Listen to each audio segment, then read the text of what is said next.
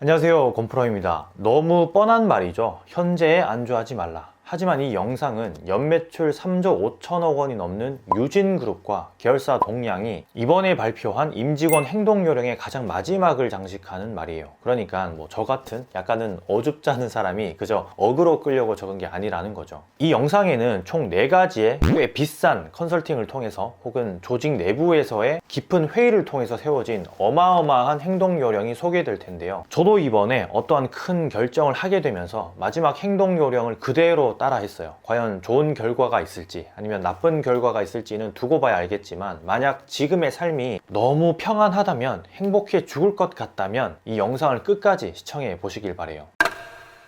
동량은 앞서 말씀드렸지만 유진그룹이라는 어마어마한 곳에 종속되어 있는 또다시 어마어마한 기업이에요. 이번에 임직원들의 새 행동 가이드라인을 발표했는데, 이게 그냥 인터넷에 떠도는 좋은 말을 써서 사내 공지를 한 게 아니라 꽤 심오한 과정을 거쳤다는 후문을 들을 수 있었어요. 그래서 꼭 여러분들에게 소개시켜 드리고 싶었고요. 유진그룹이 5가지, 동량이 11가지를 발표했는데, 그 중에서 자영업자에게 적용이 될 만한 4가지를 제가 꼽아봤어요. 실제 적용을 할 수 있도록 예시도 들어봤고요. 그중 첫 번째는 잘못이 아닌 해결책을 찾아라예요. 아마 유진그룹의 유경선 회장이 가장 좋아할 행동요령이 아닐까 싶은데, 제가 예전에 주점을 운영할 때 잘못을 참 잘 찾았어요. 매출이 곤두박질 치면서 폐업 직전에 몰렸을 때 상권의 오류, 메뉴의 맛, 마케팅의 부재, 인건비 관리 실패에 대한 잘못을 찾았었거든요. 그런데 해결책이 없었어요. 해결책을 찾아서 하나하나 실마리를 풀어야 하는데 그게 전혀 없었다라는 거죠. 내가 잘못한 부분만을 꼬집고 계속 그렇게 운영을 하고 있더라고요. 해결책을 찾는다는 건 누군가에게 조언을 구하거나 혹은 스스로 문제를 해결하려고 노력하는 걸 의미해요. 다만 대부분의 많은 사장님들이 문제점을 알고 있지만 움직이질 못하죠. 청소 상태가 불량인 걸 알지만 청소를 더 깔끔히 하지 못해요. 이건 왜 그런 걸까요? 제가 지나고 나서 느낀 부분이지만 사실 마음가짐의 문제가 가장 컸었던 것 같아요. 이렇게 한다고 해서 달라지는 게 있을까? 시키는 대로 해서 뭔가 바뀌는 게 있을까라고 의심을 한다라는 거죠. 잘못된 걸 찾는 건 너무나 쉬워요. 남의 일에 입을 댈 수 있는 사람은 정말 많거든요. 특히나 장사는 입대는 사람이 참 많아요. 이제 막 오픈한 가게를 가면 장사하는 사람들끼리 입을 대기 시작해요. 이게 문제고 저게 문제고 하면서 말이에요. 정작 본인 가게의 문제점은 해결하지 못한 채 말이죠. 잘못이 아닌 해결책을 찾게 되면 확실히 달라져요. 안 하던 온라인 마케팅을 했더니 매출이 10%, 15% 올랐어요. 이게 온라인 마케팅을 해서 오른 건지 아니면 운이 좋은 건지 판단할 수 있는 능력까지 기르면서 서서히 바뀌기 시작하죠.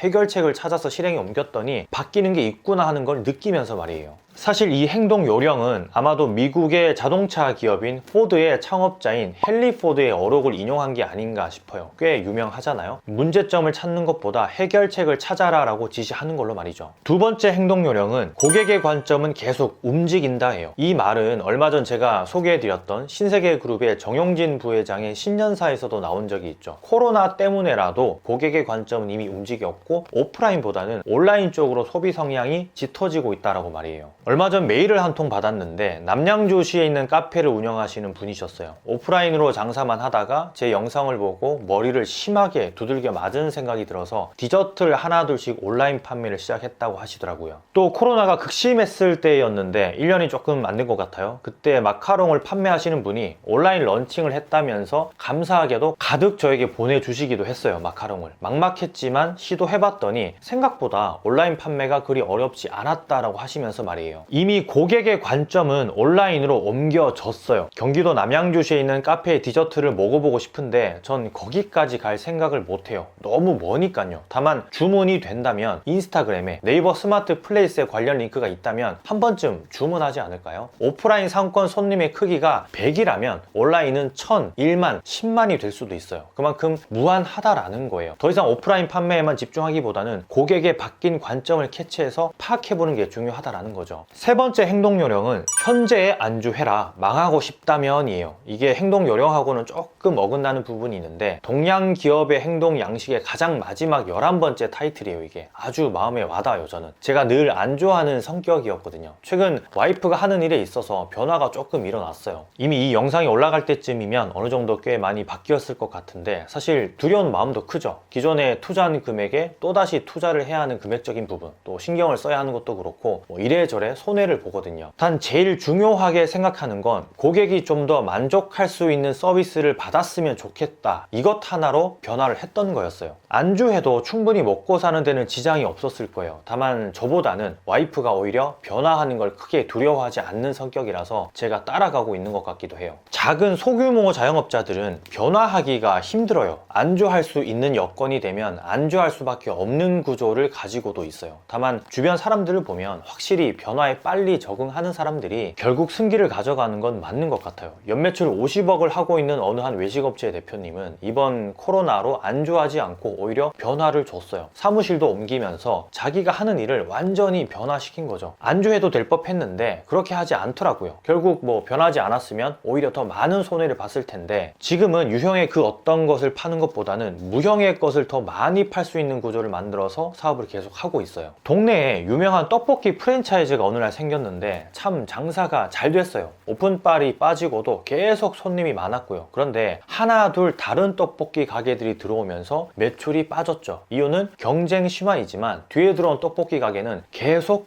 변화했어요. 현수막이 일주일에 한 번씩 교체되고 이벤트를 하면서 제가 말씀드렸던 당근 마켓에까지 진출을 하셨더라고요. 동네 사람들 눈에 계속 노출이 되다 보니까 어느새 자리를 잡으셨더라고요. 기존 손님을 빼앗아 오는데 성공을 한 거죠. 아주 공정한 방식으로 말이에요. 처음 들어왔던 떡볶이 가게는 이미 폐업을 한 지 한참 됐고요. 이건 브랜드의 문제가 아니었어요. 늘 변화하는 매장의 모습을 보여주느냐 아니면 그대로 유지하느냐의 문제였던 거죠. 마지막 네 번째 행동 요령은 남들이 하니까 나도 하면 안 된다예요. 큰 기업에서 지정한 행동 요령 치고는 조금 재미있죠. 남들이 하니까 나도 한다가 아니라 하면 안 된다. 남들이 다 하니까 유행 아이템을 쫓아간다. 남들이 다 하니까 나도 한번 한몫 제대로 잡아보자가 되면 안 된다라는 거죠. 장사로 치자면 흔한 예로 대만 카스테라, 뭐 너무 대표적인 아이템이었죠. 그리고 대만 샌드위치, 자꾸 대만 이야기가 나오는데 그만큼 한때 시대를 풍미했던 아이템을 남들이 다 하니까 나도 하는 것에 있어서는 조심해야 할 필요성이 있어요. 특히나 이 외식 시장에서는 말이에요. 이런 효과를 심리학에서는 밴드웨건 효과, 즉 편승 효과라고도 하는데, 이걸 적절히 잘 이용하는 사람들은 오히려 적재적소의 스킬을 시전하기도 해요. 예를 들면 많은 비즈니스 이론책들에 나오는 패키지 판매를 식당에 적용시켜서 메뉴에 작은 설명을 붙이는 거죠. 배달 메뉴도 이건 포함이 돼요. 세트 메뉴도 만들고 좋은 마진 구조를 만든 다음에 그걸 주 메뉴로 파는 거죠. 그게 잘 팔려야만 마진이 올라가니까요. 밴드웨건 효과를 이용한다는 건 이 세트 메뉴를 많이 팔기 위해서 메뉴 설명에 이런 문구를 하나 붙이는 거예요. 배달 주문 중